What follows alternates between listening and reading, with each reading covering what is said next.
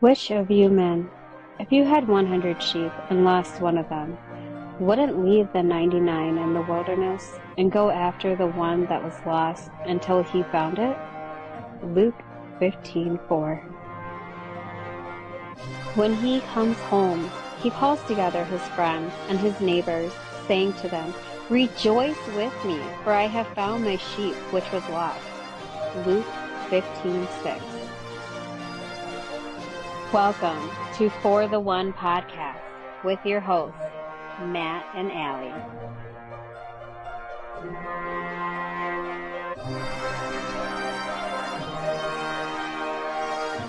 Welcome back, guys, to For the One podcast. We are your hosts. I'm Allie.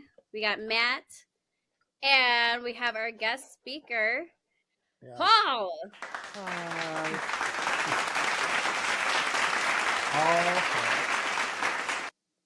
How's everybody doing? We're good. Oh, Doing wow, great, we're man. good. Whew. All right, Matt, what are we talking about today? This week we're talking about anxiety, struggling with anxiety, what it looks like, and how do we fix it? How do we go about it? What does it even mean to have anxiety? For everyone, it's a little bit different, but yeah, that's what today we're going to kind of dive into and share testimonies and share tips on how to overcome having anxiety. Yeah, heck yeah, because let's be honest, we all struggle with anxiety, and anxiety comes from from something that's going on in your life. So, like Matt said, we all struggle with it in a different way. So we're gonna have a talk today and talk about how we can cope with it, and yeah, and what God says on how we should handle anxiety. Yes, indeed. I think the best way to open up this discussion is with a verse. Let's start off with Matthew 6:34. So it says, "Therefore do not be anxious about tomorrow, for tomorrow will be anxious for itself. Sufficient for the day is its own trouble." So in that Indeed. passage, we hear Jesus talking about how we shouldn't be worried about tomorrow, how we shouldn't be worried about the things to come, but that we should be in the moment, focusing our eyes on Him and not living in that fear of what may come. So to kind of, Paul, tell us how you feel about that scripture and, this Sure. topic. Well, anxiety in its own right is, like you guys mentioned, it's something that all of us will experience and that all of us will go through. Now the whole point with anxiety is generally a concern about a perceived possibility or something that's going to happen in the future that you don't have control over.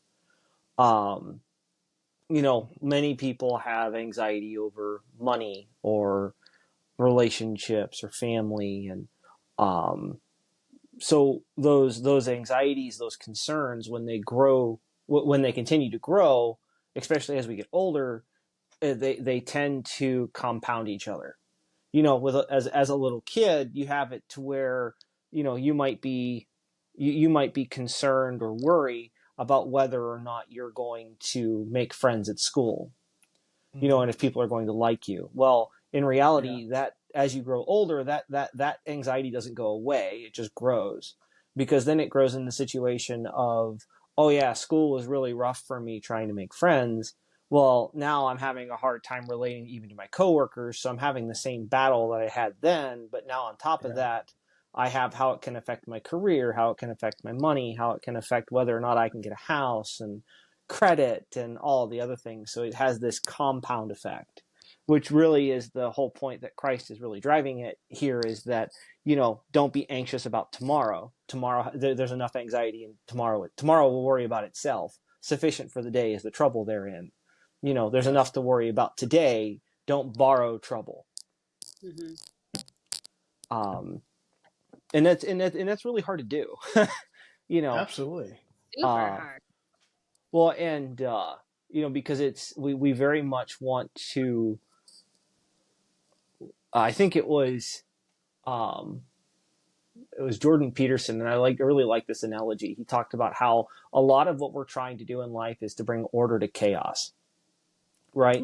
So we Hmm. see life is chaotic outside. So our objective is to try to bring order into that chaos and put everything in order so that we can kind of control the outcomes.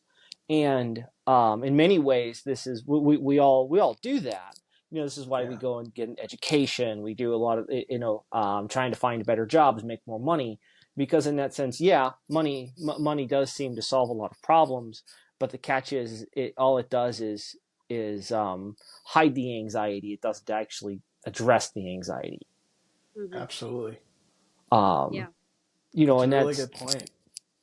yeah. Well, and it's one of those where in all of our lives we've all dealt with anxiety. Like I'm sure you guys have too, right? Oh, Oh yeah. good. Just before we got into this episode, I had a little anxiety about it. I Yeah, started having Absolutely. anxiety this afternoon, Yeah. but it comes from somewhere, right? yeah. Absolutely. Well, and It's that's a hard. sense of it comes from really expectations, like what we Yeah. think life should be or what we think it ought to be versus what we're afraid it may not be. Hmm. Um, Absolutely.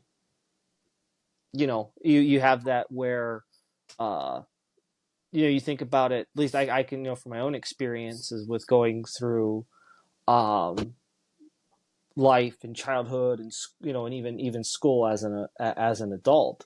Going back to school in your 30s is not exactly what we would call a wonderful experience, Yeah. because you go from a position of, okay, yeah, you should be kind of involved in your career, kind of knowing what's happening, and then you're all the way back at the very beginning of a career at the bottom and going, okay, this is a great place to be. I Yeah. love being here. Yep. Oh and yeah. and that can be and that can be really really hard. At least it was for me. Um, over the and to be honest, I dealt with a significant amount of anxiety, especially going into accounting and then having COVID occur. Mm. Um, I the COVID-19, at least for me, stood for pounds. Because uh, going from being a self-employed painting contractor to Hmm. then being a accountant, having to balance accounts and do specific types of um, special rules that revolved with I think it was the CARES Act. Hmm. It was a lot, and it had me stressed out to the max for a long time. Just ask my wife. you Yeah. know, it was, and that's the thing is, where does it come from? Like you were saying, it comes in that instance of, at least for me, mine was nearly petrifying um, desire, petrifying fear of failing. You know, Mm. to where, all Yeah. Fear. right, if I fail here, all right, well then, does that mean that I'm all of a sudden a failure in all of these other things? How am I going to go back and fix all this and fix that and move over here? Um, because we have it in our heads that, at least for me, I'm somewhat of a perfectionist in that way, to where I want to, no, I don't want to fail. Most of my life is spent trying to figure out, all right, how can I put all of the pieces in the right places so that I can't possibly fail. Yeah. Um, but once again, that's a whole point in which, am I really not worrying about tomorrow? No, I'm actually, with that idea, I'm kind of consumed about tomorrow. Hmm. Oh, Right. turn that back on. Um, yeah, Lost you yeah, for a second. yeah. Sorry. No, my monitor, where I have my I have my screens up in front of me with stuff. So it was they all decided to go to sleep on me. Um, but no, so you have that, and so really, at least for me in my life, the majority of my anxiety has come from that attempt to control the unknown. Yeah. What I about think you, that's, Allie? oh yeah, no, well, I can agree with a lot of what you're saying there, Paul. Like, I think the biggest things that cause anxiety is not having control over situation or over a situation, fear, and like you said, expectations. Those are the biggest three. And um, I've had horrible anxiety over the last year, and it took me a year to finally figure out like where my anxiety has come from. And my two biggest ones is fear. Hmm. Fear of, am I being a good mother? Am I parenting? Well, fear and expectations. Am I parenting, in the right way? Am I meeting that expectation of motherhood? Mm. Fear of the unknown. Like I have high fears of my health. And I mean, given I've lost a few people who were close to me and at a young age too. So it's very easy in your mind to, I guess, to realize that life is very short. Hmm. So, you know, because I have fear of my health, I get anxious about my health. And then when I don't have control over my house or over my kids acting out, like that all brings on anxiety. And um, one of the biggest things that I've had to come to come to realize is, one, when I feel those anxiety attacks, I have to take a step back and realize, okay, what am I fearful of something? Am I not, am I struggling with control? Is something not meeting my expectations? And then realizing and recognizing like that is my problem. So now I need to fix that problem, and I need Hmm. to let go of that problem and give it to God. Um, yeah. On top Mm. of that, like one of the biggest things that I have heard from one of my devotions is anxiety is, it's an emotion. And I feel like we don't realize that. If we can change our mindset to the fact that anxiety is an emotion, then it can be controlled just like all of our other emotions. Hmm. We just have to figure Yeah. out how we can control that. Hmm. Well, I think So, if I may build off of that, I think it's an emotion driven by a desire. yes. That Yeah. desire for health and things along those lines is the instance of it's, well, in some ways it's the desire to live. Right. You know, and and that's in that sense of those underlying objectives, the things that are pushing us forward, usually are what ends up causing some of those some of the emotions to kind of come out. Right. Right. Yeah. And on top of that, we also got to remember who the real person is that brings anxiety, and that's Satan. If I always have to put myself in check. If I'm having a lot of anxiety, then that must mean I'm getting closer to what God wants me to do, right? So I Yeah, don't it know. can it can very well. Dependent on well, and it can be a thorough trial, right? In that sense of what is it in this regard that we're actually looking at and focused on. Mm-hmm. Because we've all seen or read or heard the stories of people who, for the sake of tomorrow, sacrifice everything today.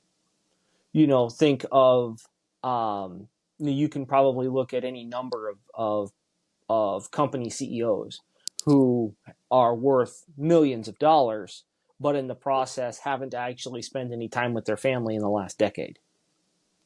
Right. So in that sense, they might be a success on one side, but they're sacrificing so many other things on the other side that they're Mm-hmm. actually losing the most valuable things on the altar of far less valuable things. And that Right. and that ties into that anxiety, because there's we we have to be careful that when our desire for to live a long life, or our desire for success, if we don't have proper metrics in how we measure that, you'll Mm-hmm. never actually reach any of those results. Wow. Yeah, it's so true. What about you, Matt? Yeah. I was What's just gonna your wrap this story? thing up, guys. This has been great. You guys have a good night. That was all really phenomenal stuff. I would say it's definitely being in control. Um, I think anxiety comes in many different ways. Paul, you mentioned it with like how growing up from adolescence to adulthood and like managing anxieties and how it doesn't get better with time, but actually can increase and get worse with time is so good. Um,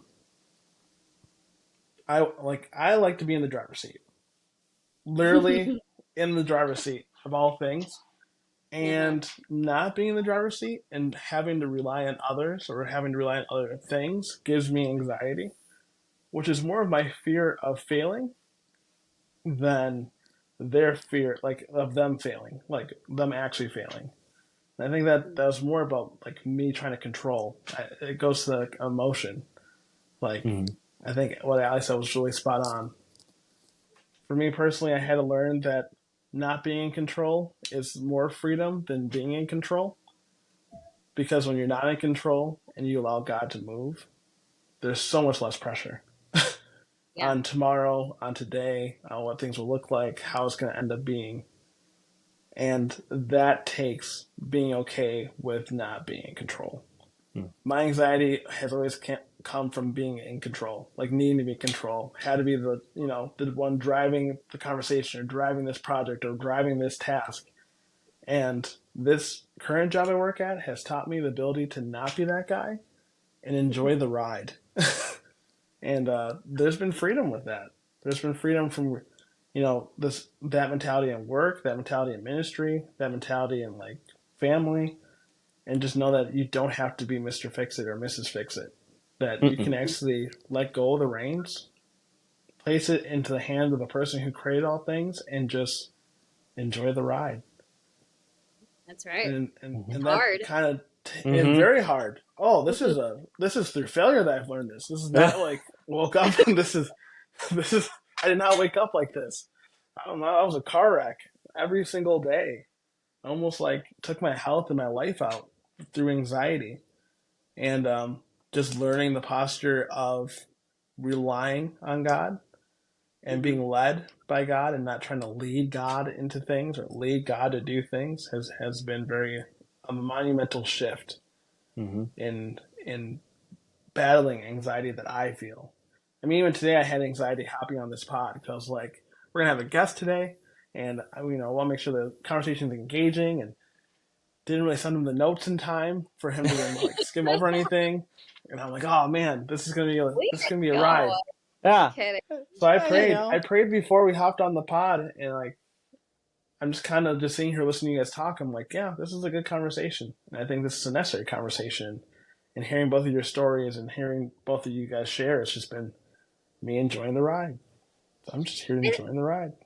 yeah, I think great conversations always happen when you can relate to one Yeah. another. I mean, Mm. all of us struggle with anxiety.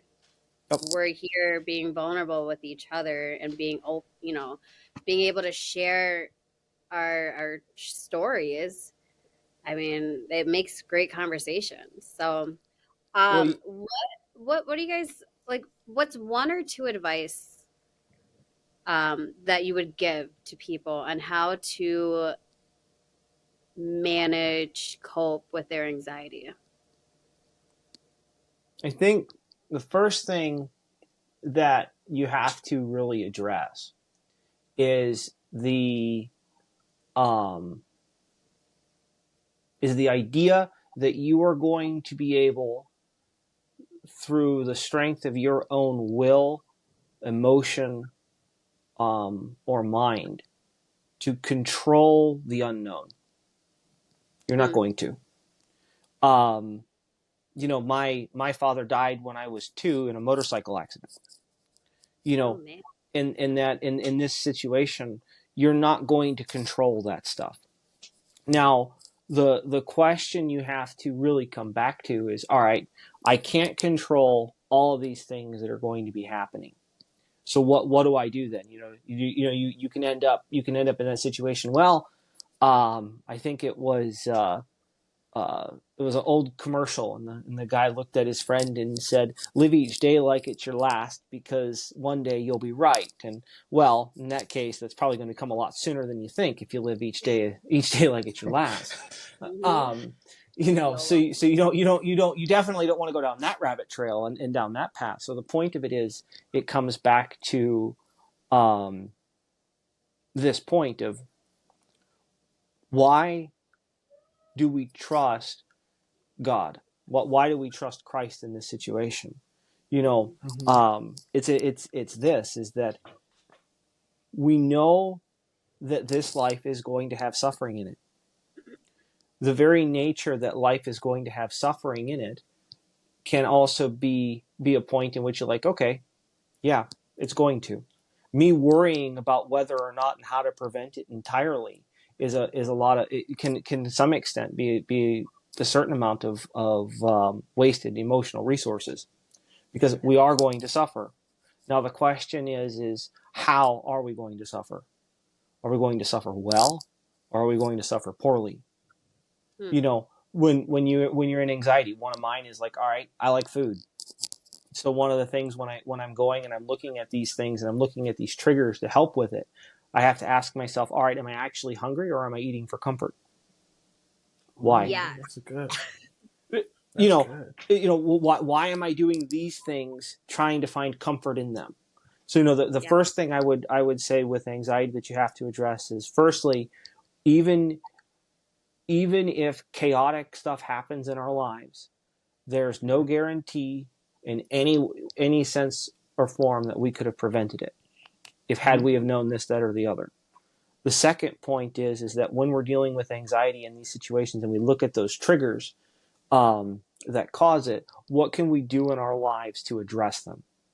You know, so sometimes you have it to where, uh, you know, you maybe need to go to bed earlier.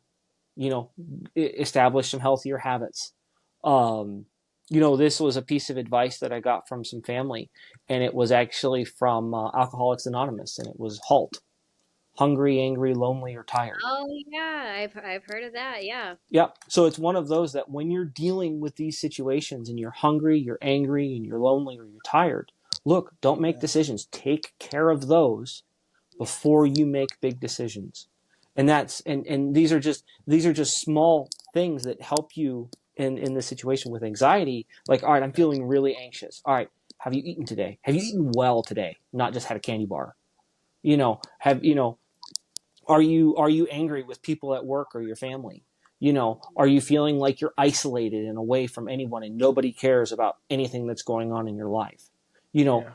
address those three things, and then obviously sleep, and see, and you'll be surprised how much of that anxiety and worry tends to become a lot less, because you're taking care of your physical, emotional, and spiritual needs.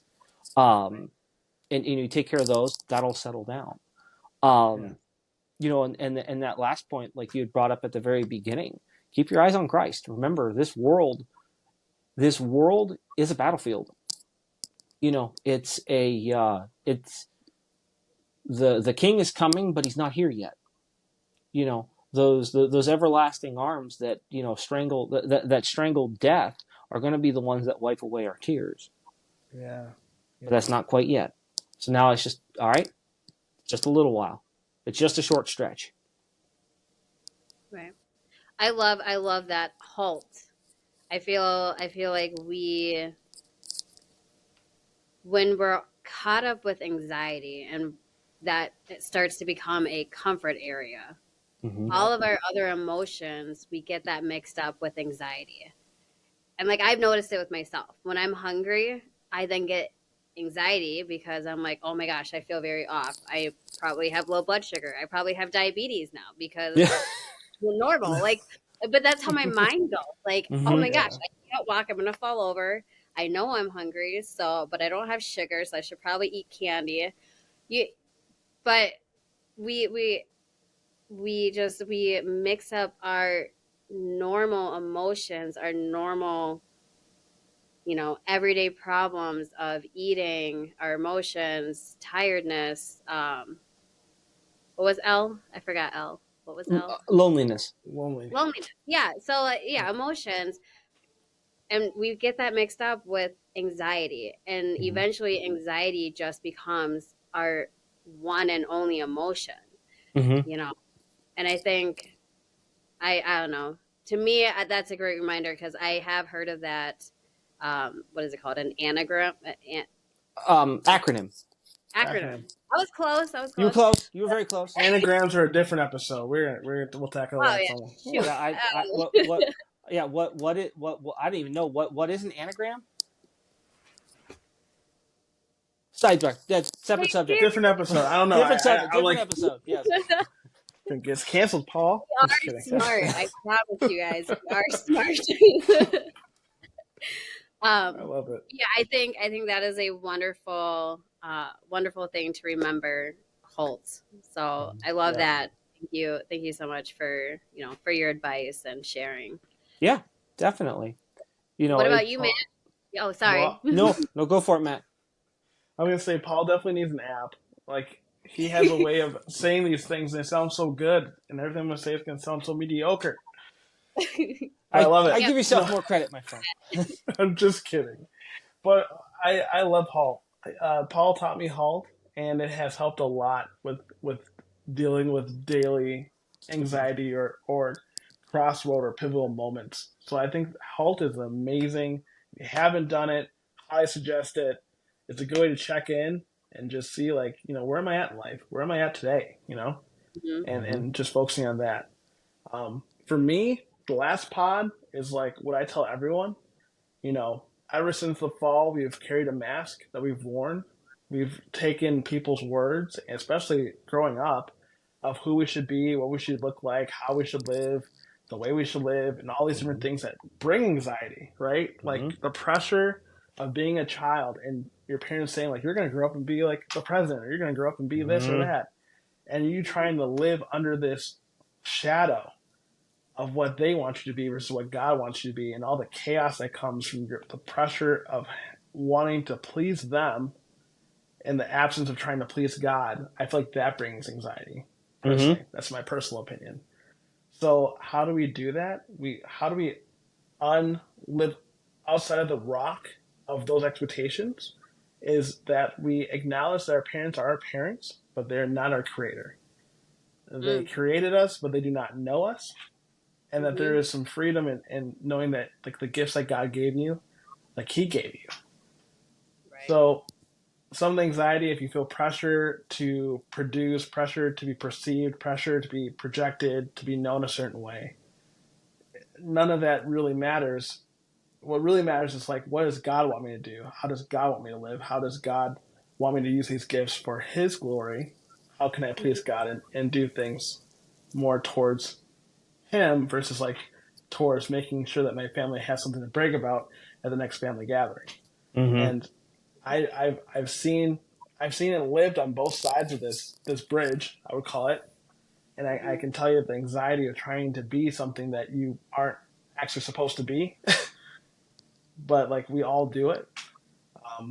I think the biggest thing is taking the mask off and just saying like, I'm not okay. We talked about that last episode. I think the way, if I was going to tell anyone anything, if I had children right here in front of me, I'd say, take the mask off.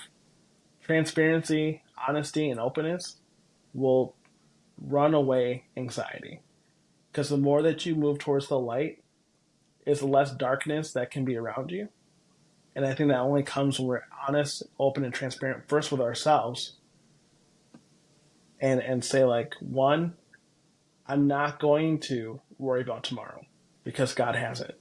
I'm not going to worry about the next 10 seconds because I'm not unknown. He knows every hair on my head. He knows all the stars in the sky. He called me by name. He named me in my mother's womb. And like, say those things over yourself. And I think that'll help with the anxiety part. Well, Because, sorry. Yeah. No, go for it. Well, no, I was just going to point out, with what you mentioned with parents and children, there when parents very much do the president or have the expectations, you're going to be business owner or any of those other things, Oh, yeah. you can very quickly end up with the idea that the reason my parents love me is because of what I'll become, not because of Yeah. what I am. Hmm. God in this instance doesn't love you because of what you'll become. He loves you because he loves you already. And now that being said, he loves you enough not to leave you where you are. He'll bring you into the situation of by through love becoming better. Yeah. But he loves you in this situation be, because you are you well he loved you even when we were yet sinners. You know, Yep. so it's one of those where it's not a matter of trying to be good enough to earn God's love. God already loves you.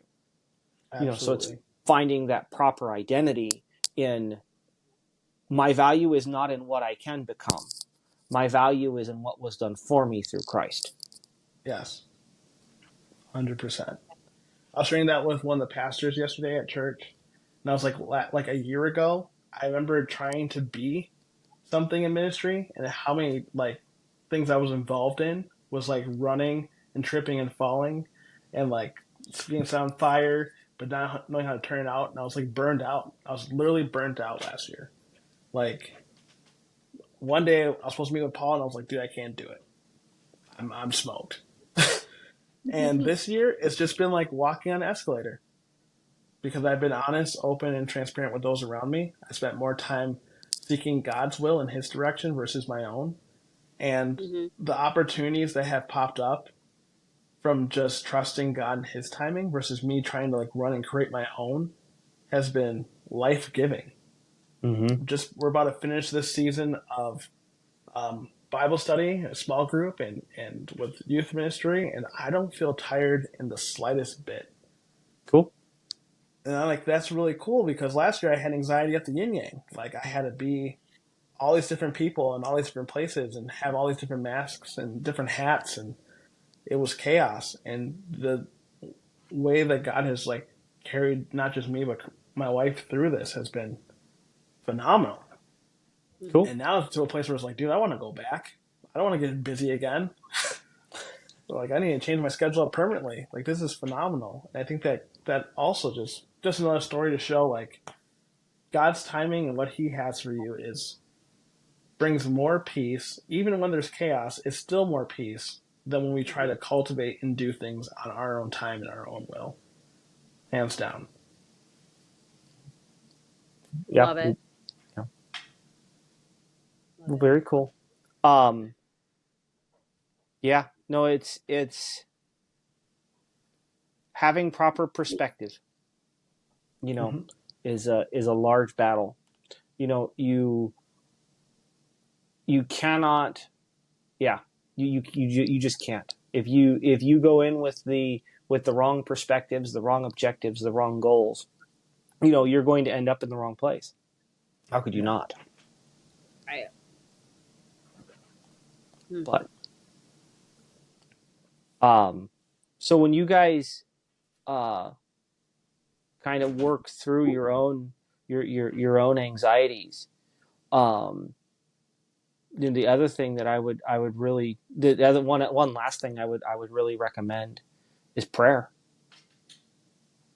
You know, Yes. Definitely. that's it's one of those where you know acknowledging that hey, anxiety is actually to some extent he tells us do not do this. So when we do it, we're ignoring what he says, which is an instance of a sin.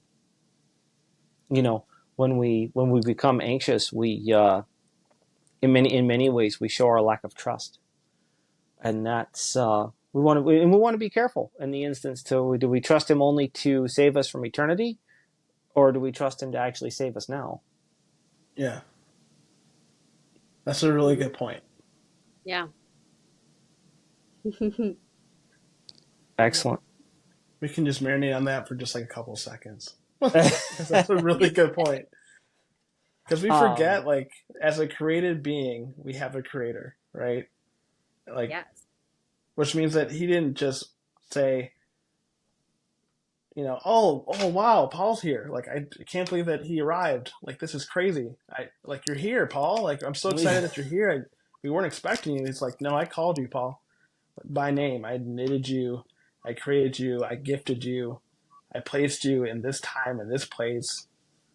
Now, things that happened to you in this situation, it wasn't my design or my plan, but I'm going to turn those things that were negative into good, and I have a purpose for you. And if Yep. that doesn't bring peace to your anxiety, like that you're not, Well, like people always say, like, oh, I was a mistake. Like, you weren't actually a mistake. Like, you were birthed in this moment for this reason, for this cause. God can take what was broken and turn it into something it never could have been if it was whole. Yes. You know, and that has to do with our lives too. You know, but that's why it's important to remember, all right, what is the point? What is the reason? You know, why am I a Christian? Why am I seeking after God? Why do I do these things? Well, because I believe it to be true. Mm-hmm. You know, and that means in this instance that because I believe it to be true, if I don't act on it, then I'm actually not believing that it's true. You know, and that's the same instance with anxiety and worry and concern and you know, trying to wage war with the idea of, all right, what am I going to do tomorrow? You know, because I'm first and foremost, my identity is in Christ. After that, my identity, you know, and that is in relation to my family. But it's that where, okay, do I believe in this instance that God, like you had said, is God surprised in the position that I'm in? No, He knows where I'm at.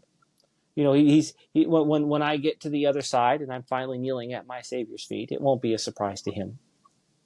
But while I'm still here, the day is, you know, the day is still going. You know, it's not Yeah. over yet. What I've said this, you probably heard me say this. Uh, People ask, how am I doing? And I'm going, and I say, well, He must have something for me to do. He's too kind to leave me here. Yeah. You know, So true. we still have work to do. I love So, that. how would you guys help someone who, like right now, if they're listening to this or watching this, how would you help someone that's in the middle of an anxiety, like the middle of the darkness? Like, you know how, like, when anxiety comes, it feels like you're isolated, it's just you, Mm-hmm. it's your thoughts. What can you say to a person in this moment who's struggling with anxiety? Like, how would you point them out into the light from where they're at? I Uh, would, oh, go for it, Allie. oh yeah, sure. So one of the things that I have found very helpful to actually snap me out of my 1 year of anxiety. I found this amazing meditation on YouTube. It's a 10-minute meditation, but it's just breathing and then telling yourself, I choose to let go. Um, and after those 10 minutes, I felt a different sense of inner peace that then like it just, I guess the best way to describe it, it cleared the fog from my eyes. It made me enjoy the present a lot more. For once, I wasn't worried about my day tomorrow. I wasn't worried about my past. I wasn't worried about my parenting or anything like that. Like I was able to finally just be present and be able to look around and see, God's beautiful creation and realize like God did a lot of amazing things. And even before this podcast, like I was doing that meditation, but I changed that. I choose to let go to I choose to give it to God because you know God has been through my my journey for the last year, and I don't know. I've always just found it a lot easier and more peaceful when I bring God into it. So it sounds so bad, but to bring something so worldly like a yoga meditation where a lot of people, they're meditating on their higher power and whatever that is. I'm instead bringing God into it and saying, and not only am I going to let go, I'm going to give this to God. And even when I'm feeling good, you don't stop there. You don't stop with your faith. You don't stop trusting in God. You still still trust in him, still talk to him, still tell him if you're having a good day, just tell him like, God, thank you for giving me a good day. If you feel overwhelmed or feel stressed, tell him, God, I feel very overwhelmed. My mind wants to tell me that it's anxiety, but I don't believe it's anxiety. Show me the separation of anxiety and what this really is. Um, so that would be my advice. Like, find something that's going to make you feel present, because when Hmm. you're present, you're not worried about anything else other than that moment and the things that are around you in that moment. Yeah, no, I mean, um, I would encourage, um, I would encourage people in the midst of of darkness and despair. The first thing to do is, like I said, make sure, um, the hungry, angry, lonely, tired thing. Seriously, that to me is a big thing. Make sure that that's taken care of. But there's days, even in that sense, it's none of those, and you're still in that deep, you know, dark despair aspect of things. And um, I would encourage people with probably at least three things. Yeah. Firstly, you're not alone. Um, Spurgeon, Tozer, um, J.P. Moreland, I can and many other people whom I know of who were, um, giants of Christian philosophy and preaching and a lot of these things all dealt with severe depression at times. Um, you're not alone in that. Most Yeah. of the Psalms, when you go through and read them, that would be my second point. Spend some time in the Psalms. A lot of the Psalms really touch on that dark despair, in that sense of you're not. This is something that all of us experience. Yeah. And and in some ways, it's part of life for many of us. Mhm. Now, and the last thing that I would say would be,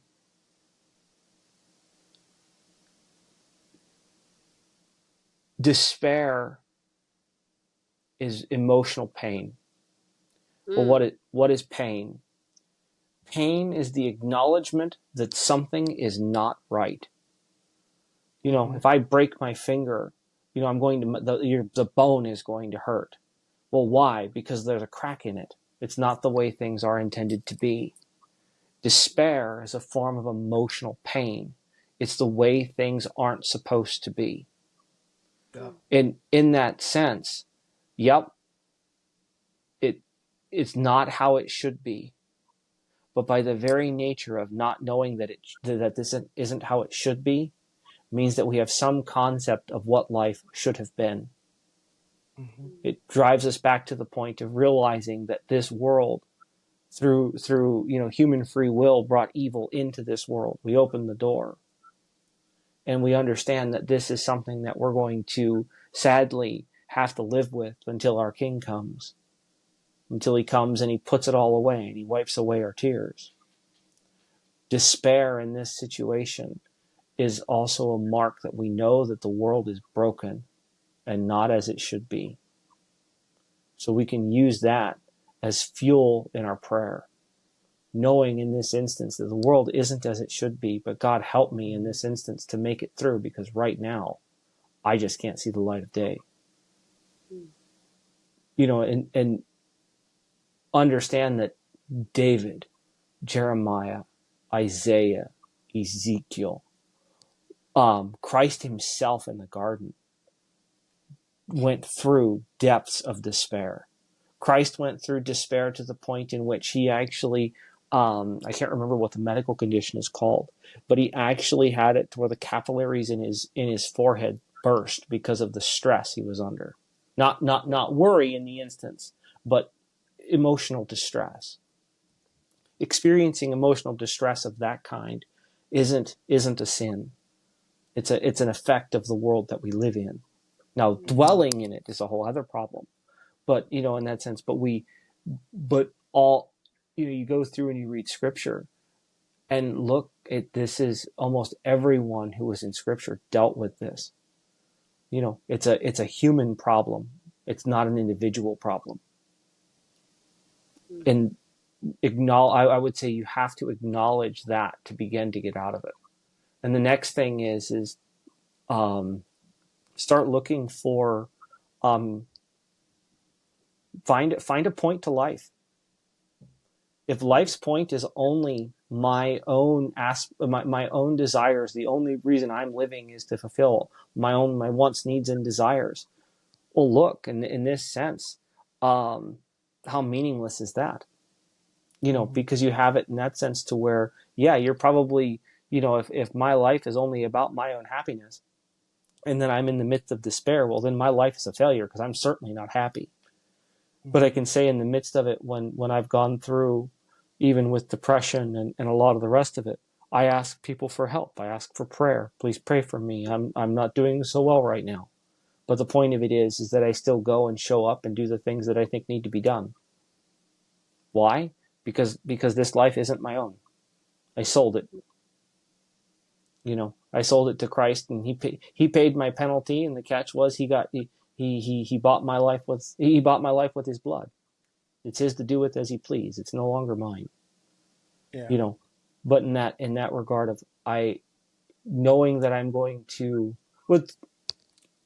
a lot of scripture is about despair. Job, Abraham and Sarah, when, in the midst of it, where they're old and they're not having children and they don't know what to do, the world is broken.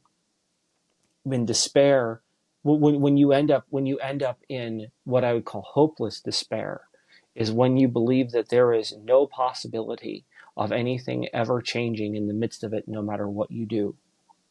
And that is dangerous, because when you reach that point of hopeless despair, now you're to the point to where, look, now go find a good pastor, have some conversation, find some people who are godly Christians, biblical believing Christians, and ask for some prayer and do some deep soul searching. And in that sense, run to God, because a situation may not get better, but that doesn't mean that life loses its meaning. Life can still be valuable. It can still have a purpose and a point to it. But what is that purpose and point?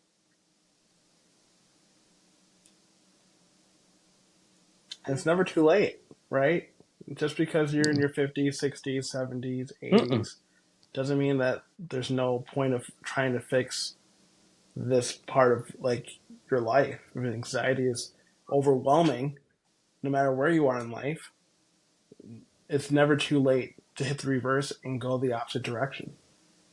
Right. A lot of people sign other people off, or they'll sign themselves off saying, well, I've always been this way, or my parents were this way, so I'm just going to be this way, and that's just how it is. And it's like, no, you don't have to do that. You have the choice.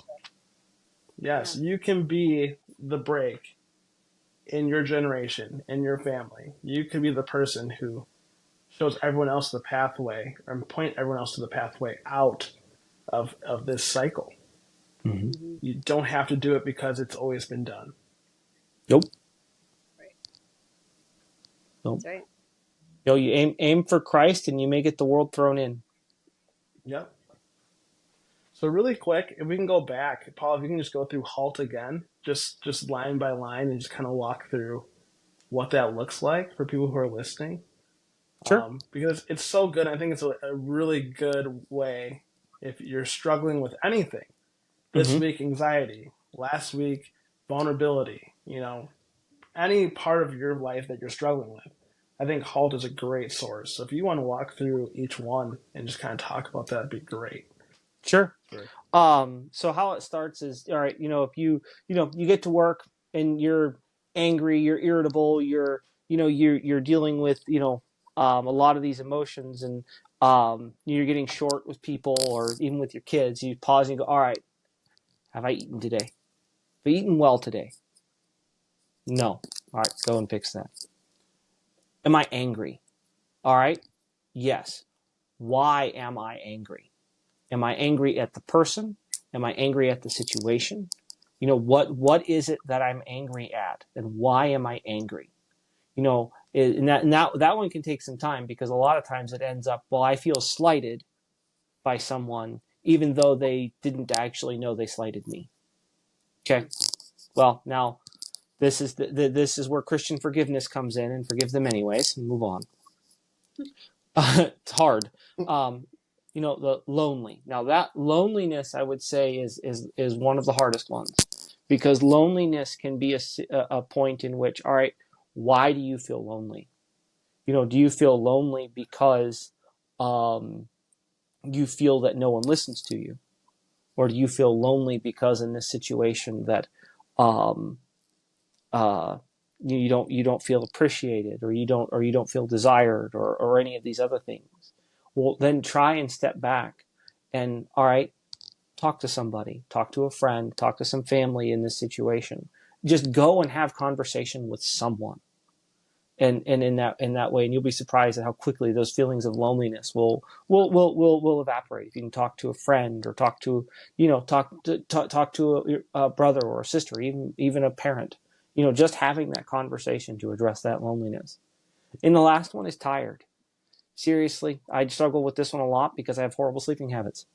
The point is that even before this podcast, I took a nap because it was like 6:30, and I'm like, okay, I can try to make it through, or caffeine up to medicate the tired problem, or I can go and take a nap for 30 minutes and probably be somewhat cognizant in the midst of a podcast.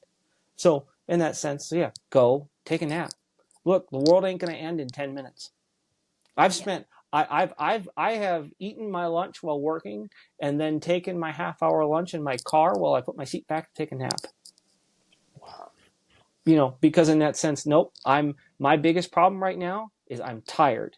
And if I don't fix that, the rest of it's all going to fall to pieces. Right. And don't feel guilty for for fixing any of the halts. No.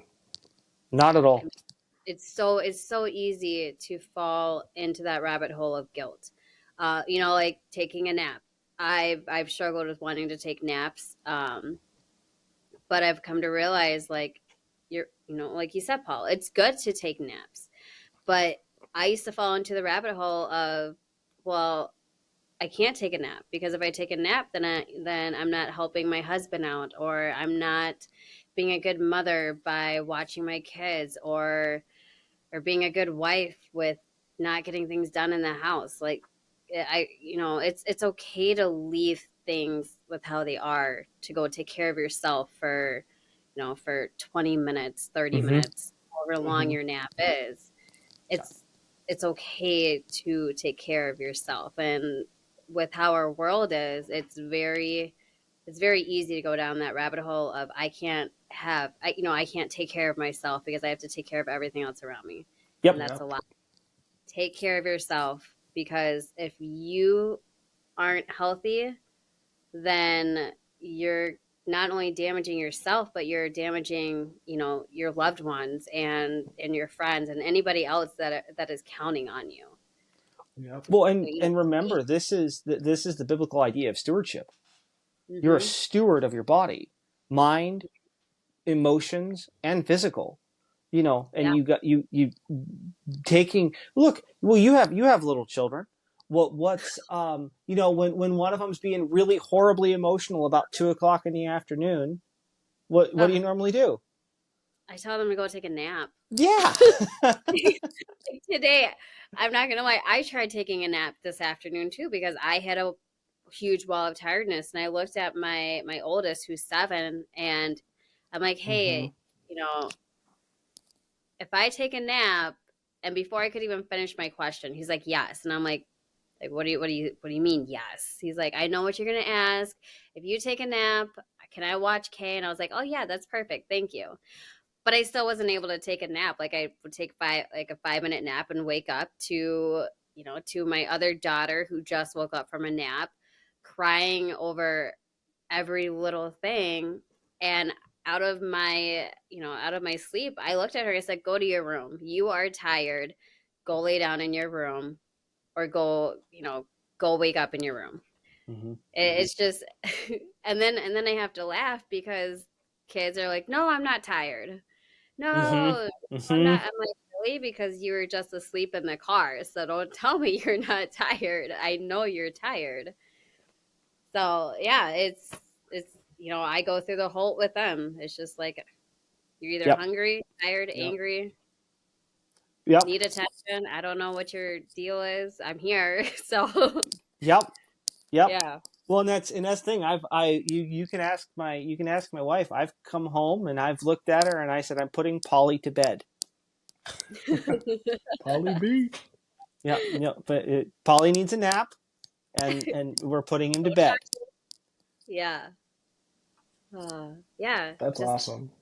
take care of yourselves. Yeah, I think that's a really good point. Like, our age does not change our need. And sometimes we convince ourselves that because we are older, we don't need these things anymore. But, like, if it worked for a child, why does this not work for an adult? You Eh, know, like, it's, I it's the think, same thing. Like, I didn't yeah, change besides my age. Like, I grew yeah, up, but my emotions didn't become more complex.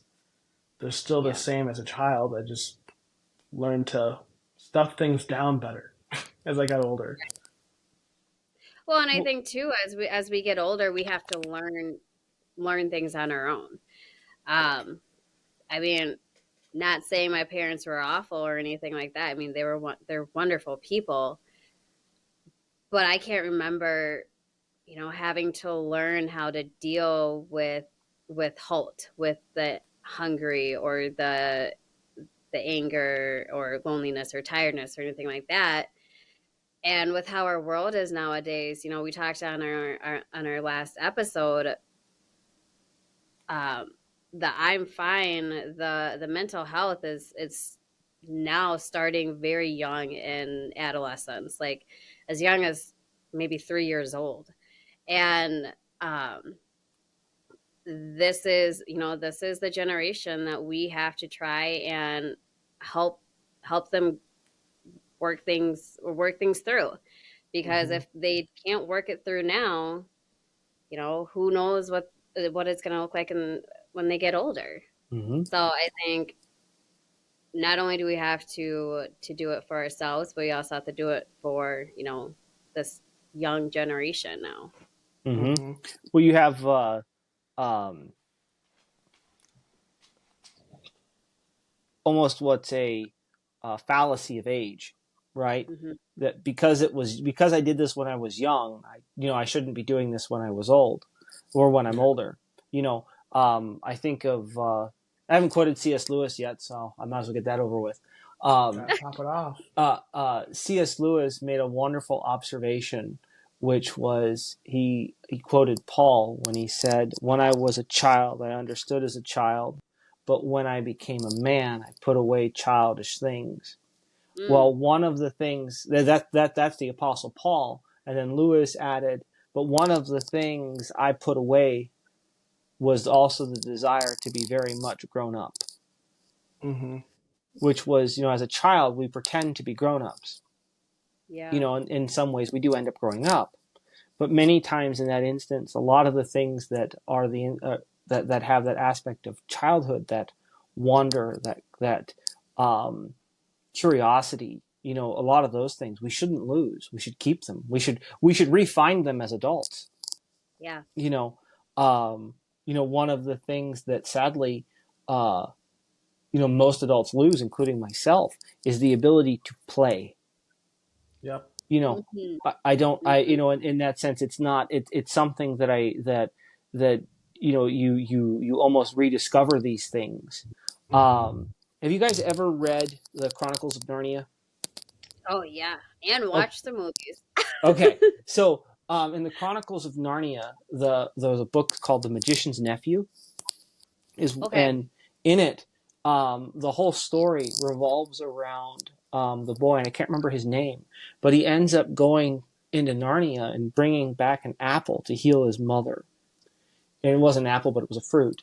And they get Yeah. back, and he eats it, and the strangest thing occurs, in which his mother ends up becoming more youthful in that instance of she laughs and she plays.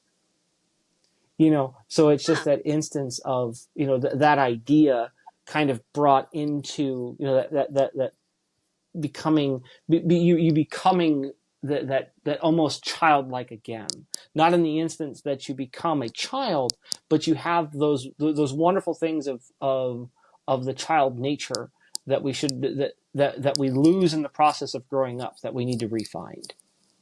Hmm. Yes. That made me think of Matthew 18 when Jesus says, "Verily I say to you, except you become like children, you'll not enter into the kingdom of heaven. Whosoever humbles himself as a child is the greatest in the kingdom of heaven." And that really just reminds me of what you just said, because as children, we try to grow up to be adults. And as adults, we wish we were children. Yeah. And then, unless we keep the same mentality as what we teach children, how to forgive. Like, we think of parents saying, go over to your kid and go over to your brother and apologize. And we're like, oh, I'll go over and apologize. And then you actually say you're sorry, you guys hug, and then you go play again. But then you kind of adult and you're like, I'm never going to forgive this person. They're Mm-hmm. dead to me, right? It's kind of crazy, right? But like, it's the same concept. Yep. We have to get back to a place of becoming children And Yes. yeah, in the best ways. in the best ways. Yes, Yeah. maybe not the diaper phase, because no one No. likes the diaper phase. No. But Or let's get or to at or least. yes. Yes. Well, I But mean, you but think that. children are honest to a fault. They are open and Yeah. transparent to a fault.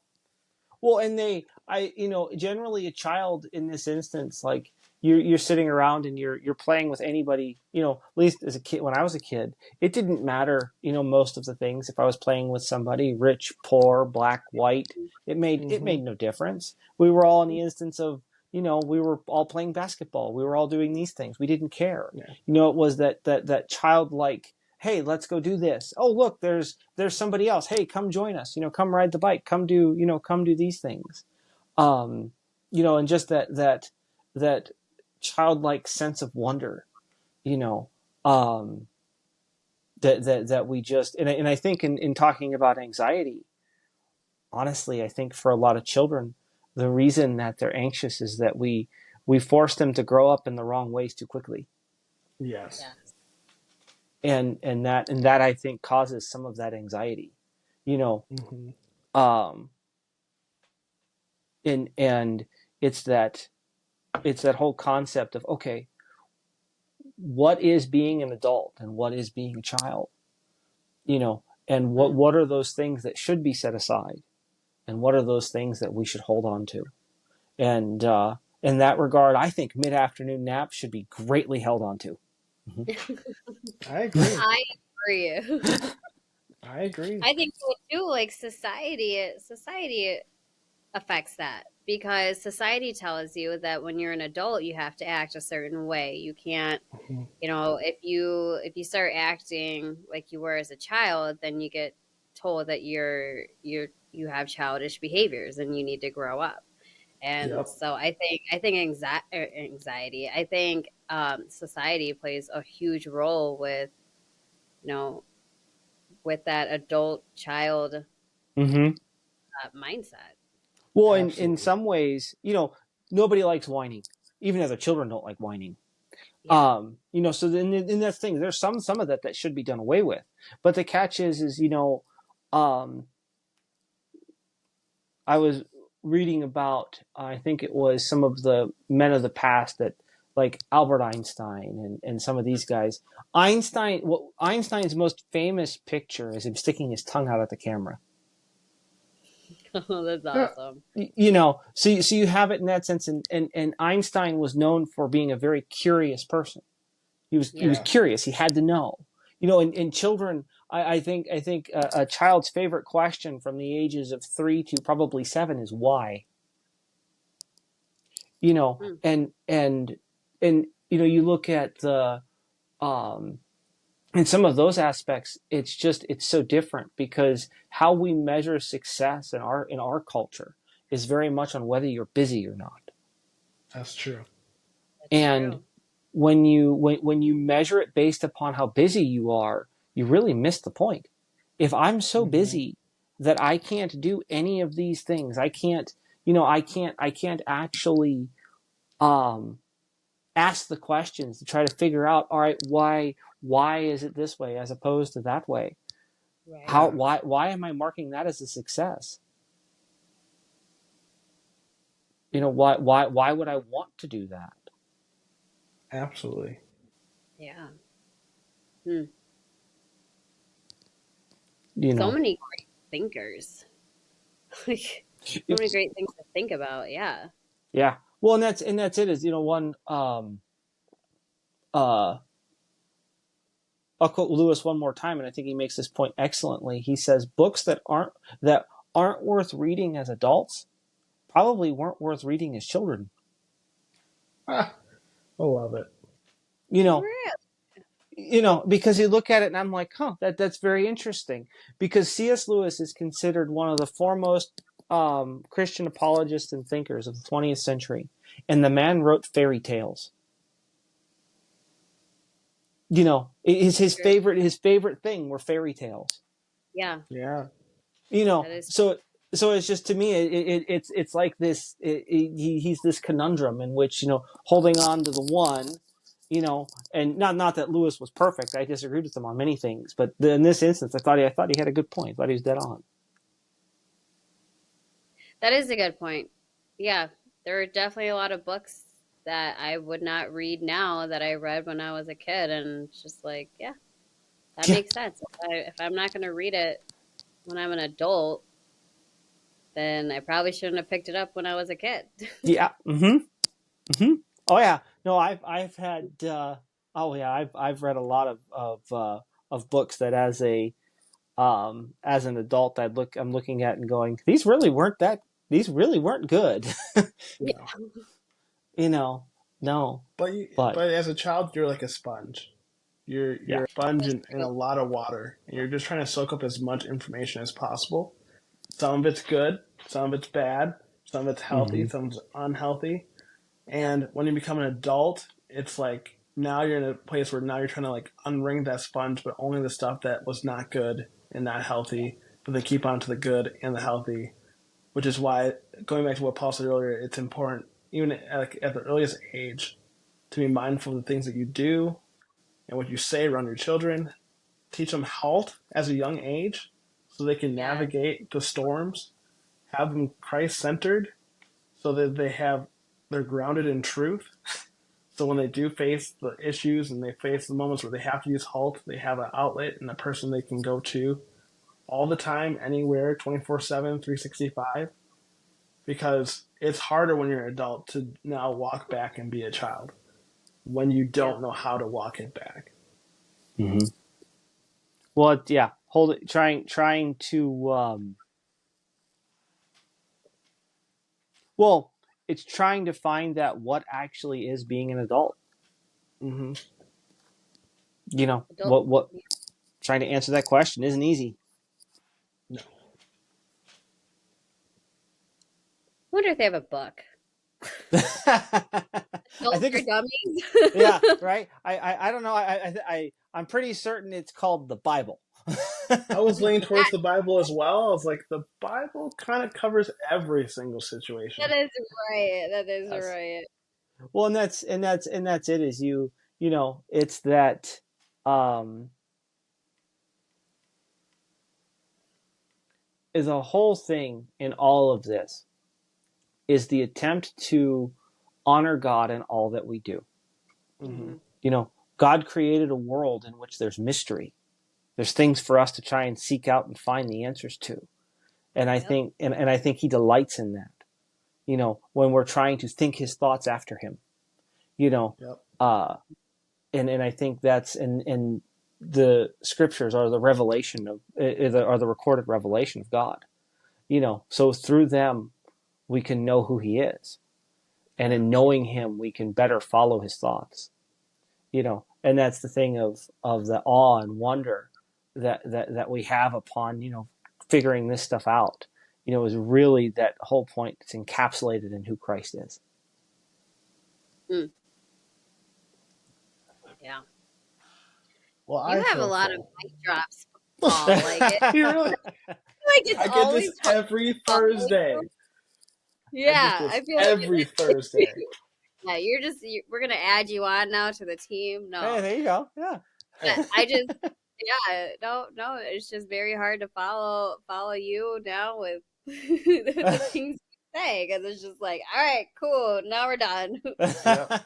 I was done Well, after Great, his first statement. I was like, okay, well, I'm gonna go just listen now. to Paul. Don't listen to us. Just Paul has it. Just, well, I'm gonna shut this down I right now. appreciate that. Well, in this sense, I would encourage everybody in this regard. Remember, mind, body, and emotion, right? Seek God with all three. hmm In that sense of how with our body, with our strength, it's in what we serve, it's how we help others. Mm-hmm. Allie, it's with your kids. In that sense, you're as a mother feeding them, taking care of them, trying your best. You're doing it with your strength. Matt, it's when you're volunteering at church and doing a lot of these things. You're using your physical strength, your emotional strength in this instance, or emotional will when you're looking up to heaven and you're doing, exercise that instance of that great love for who He is. We're called to our memory, what He did for us, Mm-hmm. what heaven is. But then the last one is don't forget your mind. Read Yeah. Yes. Yes. and seek. Right. Well, And excellent. not self-help, his help, please. Not self-help. Yeah, exactly. Yep, exactly. Self-care with God. Yes. Yeah. Yep. God care. God cares way better. And and there's proof in the pudding. It's called the Bible. Feel free to Mhm. read it sometime. Yeah, right. And on top of that, we have to remember, God sent His Son Jesus down here on earth, and it's written in the Bible, or you'll find it in a lot of places in the Bible about Jesus dealing with anxiety. So God knows anxiety. He knows the feelings of it, and basically just like how it makes us feel. Mhm. But He has the answer to get out of it and to cope with it, to manage it. So He was definitely tempted lean in on all ways as we are. exactly, Yes. exactly. So, well, with that being said, I mean, we had great discussions. Paul, you had amazing points. Definitely hard to Seriously. follow. Well, thank you. um, yes, thank you for your time and coming on to the podcast and sharing your testimony and your advice for people that are struggling with anxiety. And Well, and thank yeah, you for making use of me. It is appreciated. Oh, there'll of be course. more. No, don't Yeah, kill yourself. you're not You, going anywhere. You are the new this is you're the new host now. exactly. First, Just I just want to share one whatever. verse, and I'm gonna stop talking really quick Yep. to go off what Paul Yeah. said. 1 Peter 5:7. Casting all your care upon him, for he Oh, careth for you. Mhm. that's Amen. that's one of my life verses. That's a And t-shirt. you can change that. Whatever you're struggling with, like if you're struggling with stress or you're struggling with your kids or whatever it is, cast all your household chores on Him because He cares for you. Cast all your stress on Him. Like you can change that to whatever it is that you're dealing with. Um, and yeah, give it to Him. His shoulders are Mhm. big. So, Mhm. well, Indeed. before we go, Paul, can you pray for us? Oh, Yes. most certainly. Um, Heavenly Father, Lord, thank you for this opportunity to come together and to discuss how to deal with anxiety and just have this opportunity. Lord, thank you for who you are and for the sake that we can throw all our cares on you because you care for us. Lord, help us in this situation never to forget in the midst of our anxiety and our despair and our worry that you are with us Even when we feel alone, we never truly are. Lord, thank you. In Jesus' name, amen.